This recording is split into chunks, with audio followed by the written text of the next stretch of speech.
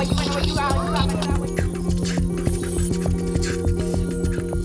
teenage brain.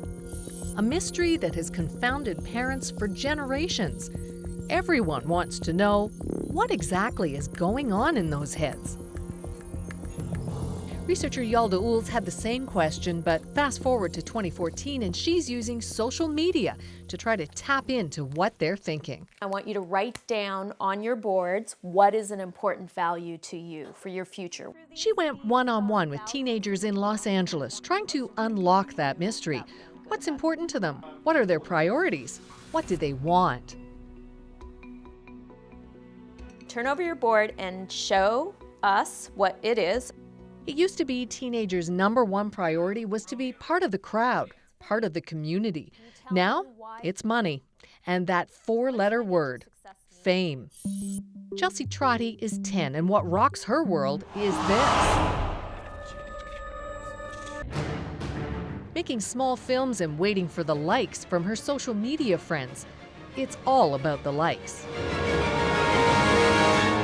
Well, it feels really good to know that people appreciate my work because I put a lot of work into the stuff, and so when they don't like it, I kind of feel bad. What's it like to be you and famous? Well, it's like everyone rushes up to you, oh my gosh, and it would just be really cool. So they'd all pay attention to you. Yeah. Not much difference with these grade 6 kids in Canada. Okay, let's see hands up for iPads and iPods. Who does texting? We all have. Instagram? Oh, yeah, Instagram. Okay. On Instagram, people can comment on your photos, oh, you look really pretty and stuff like that. Oh yeah, these kids love their likes too. Gives you a good feeling when someone likes the picture. I like it when people like my pictures, and it makes me feel really good. Mm-hmm. Ah, but what about fame? It would be awesome.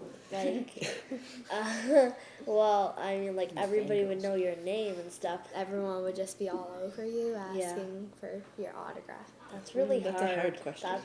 Because, who doesn't want to be famous?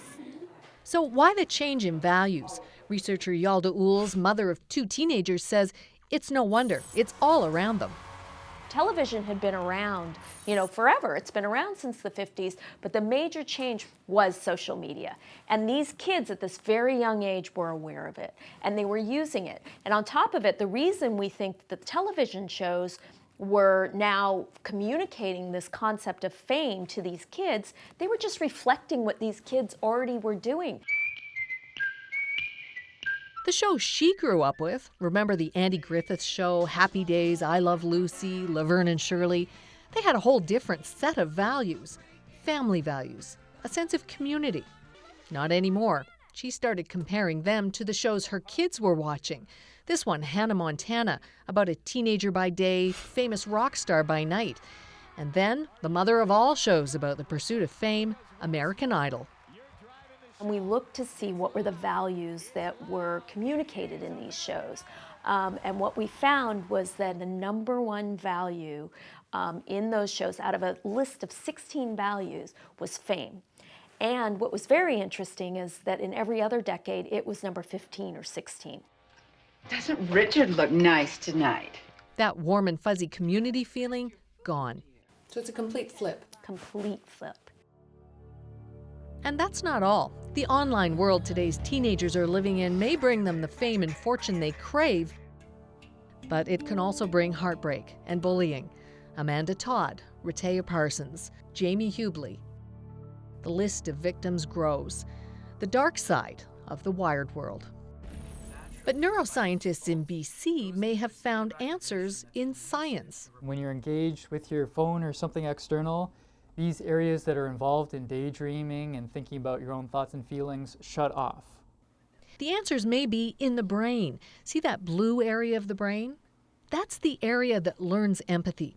What they found is that those areas that learn empathy are only active when you do nothing, when you daydream. And that's something today's teenagers don't do. Kids are constantly engaged with their technology, their phones and the internet, they're not activating these brain areas that are important for self-reflection and reflecting on other people and allowing that empathy to emerge. Do you guys daydream? Do you ever just kind of watch the clouds go by and not think about anything in particular? Yeah. How much time do you think you spend doing that, daydreaming? Like 30 seconds a day.